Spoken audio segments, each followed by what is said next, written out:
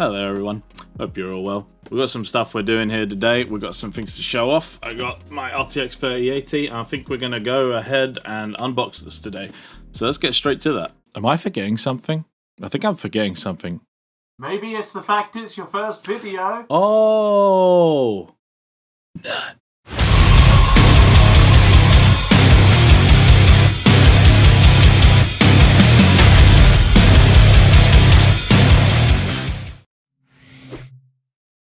Hello again everyone, welcome to the Psychology channel.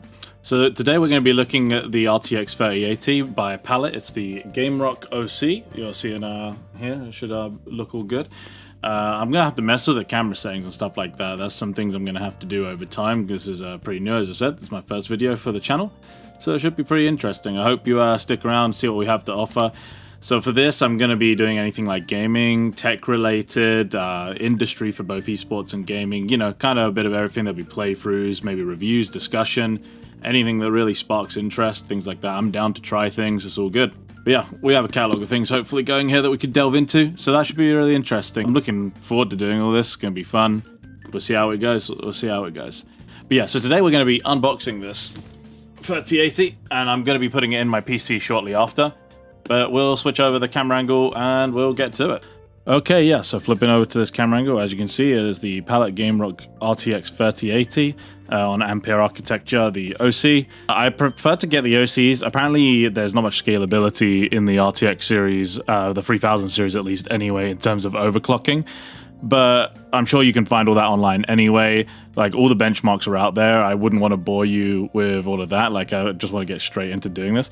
So the reason why I got the Palit GameRock was because, honestly, I was waiting for another GPU for about 2 months now. So that was about time I just kind of started giving up hope of getting it this year. But I managed to get a hold of someone that could get their hands on this for me. So I decided to take it because I thought it'd be interesting to open this one because, to be honest, it's probably the most like eccentric looking 3080 I've ever seen, or just like a graphics card in a while. Like, it's got a really out there design, so I thought it'd be more fun to unbox this one, right? So that's why we're going to do this. I will bring up the spec sheet on the screen, so you'll see that. That'll be fine. You'll see everything you need to know. You know, it's got over 8,700 CUDA cores. You're looking at a 3-slot card here. The size, about 30 centimeters length, 13 centimeters like across, and 6 centimeters deep roughly. Is a power draw of 370 watts, and it's a triple 8-pin connector, so you have to keep that in mind. You're looking at a 19 gigabits memory clock, 1860 boost clock. Typically, all of these cards seem to sit around the high 1900s, 2000s.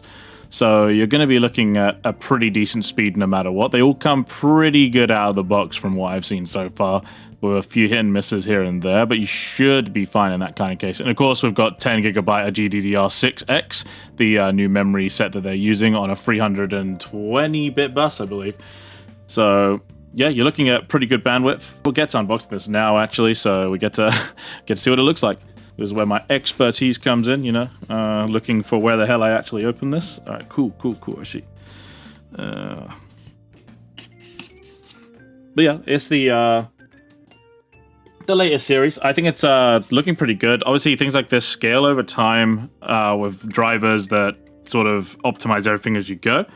I would say that, oh no, don't rip that. I would say that the RX 6000 series, the AMD series, looks pretty good as well, but the availability is the main problem with all of these graphics cards right now. It's very, very difficult to get your hands on any of these right now, which is why I'm happy I got this in time for all the next gen stuff that's coming out. And I can't get this out of the box. Get out! Let me in!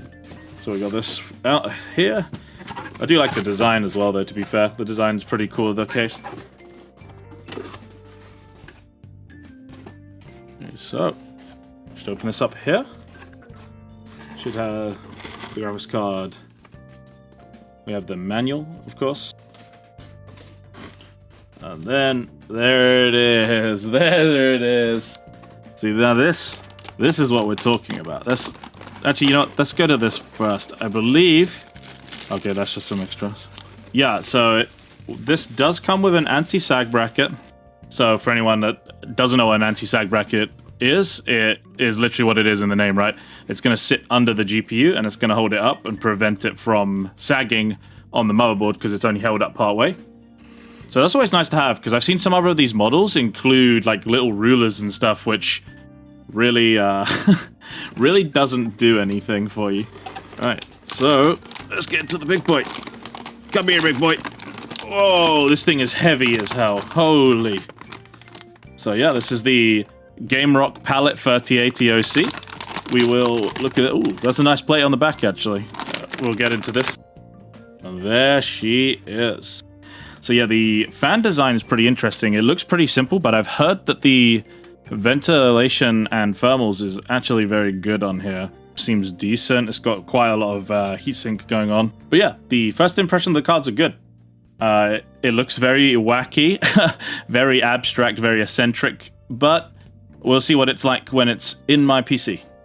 This 3080 is absolutely massive, so you should really check to see if it fits in your case. That's the best advice I'd give on things like this, because things like this, they're like 30 centimeters big. They're not going to fit in a case easily. They're not going to fit in small cases, at least, anyway. So, yeah, it's also obviously a power hog because of the triple connectors. But yeah, generally a pretty interesting looking card. I'm gonna be really interested to see what it looks like. With that being said, let's check it out.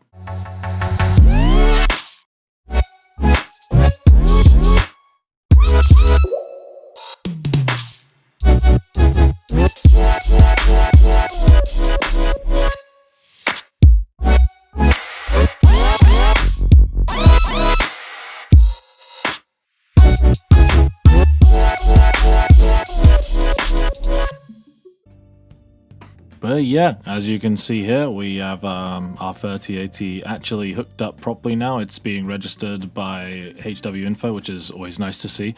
Let's see, it's running at an 1860 boost clock already, straight out of the box. And if I was to play a game, I'm sure this would go up to the 1900 2Ks. We'd have to see. I could probably do some tests on that, but then again, like I said, you can always see this stuff online. There's already benchmarks. I would only be repeating what other people have already said, but you can see here, 320-bit, 10 gigabyte. Everything you'd expect is all here. I'm running this with a 10900K, and as you can see down below, my setup is, I'd say it's a pretty high-end system. It's pretty good. I'm really glad I got the 3080 now, though. But yeah, overall, well, you saw the build. Hopefully you liked it. I like my build a lot. It looks a lot better in person. My camera skills do not do it justice, if I'm quite honest. I'm an amateur, forgive me. One thing I should note as well is with all the RTX series, you get a lot of really good features as well with it, such as DLSS 2.0, so like all the super sampling and things like that. You now get a broadcast setting as well, so you can change what your camera looks like, for example, and do like professional green screening stuff for absolutely free, which, to be honest, a lot of that stuff's really interesting. They've got the reflex as well, which I believe lowers in-game delay, like latency, like in milliseconds. So that should be pretty interesting to try as well. But with each generation, it seems like we're definitely moving into the right step towards next gen. Whether 10 gigabytes of GDDR6X is enough for that, I'm not entirely convinced yet. But this is still a really big upgrade for a lot of people. So for example, I'm coming from a 1080, so this is 2 generations up from me. If you're with a 2080 Ti, however, already, I don't know if you actually really need to upgrade right now, to be honest with you. If I'm completely honest, I don't think you need to. But again, it's a choice. It's up to you. So I think my next stop with my channel, but also to test the graphics card, it will probably be when Godfall comes out, likely tomorrow. I think it comes out in the evening for us in the UK, about 9 PM. I'd like to see how the graphics card holds up against that. If you don't know what Godfall is, I'll have some gameplay up on the screen. But it is essentially a free player, well, up to free player looter slasher. So think like Diablo, but kind of more of a Soulsy approach in the camera angle and like the boss fight style. But I think they're trying to like merge the genre in and to potentially take it in a new direction with some interesting endgame content. What I know I'll be covering for sure will be on the 19th of November, so about a week from now.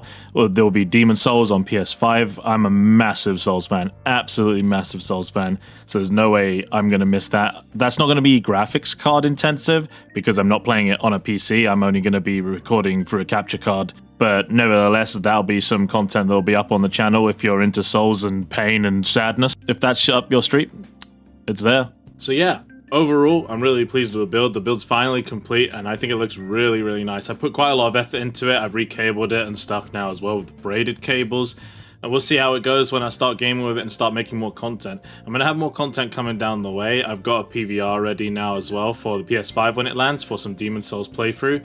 And honestly, I'm willing to take suggestions as well. I'd really appreciate it if you subscribed as well, and you'll be able to find more content. You can follow me on my socials that I'll have on screen and in the description.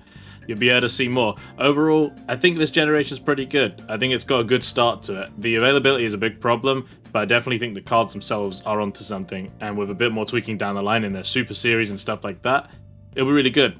And besides, this one looks hella cool as well. Probably going to get a vertical mount for it so you can actually see the RGB. That's a bit of a problem putting it horizontally. But yeah, with that, that's going to be the end of the video. See you next time.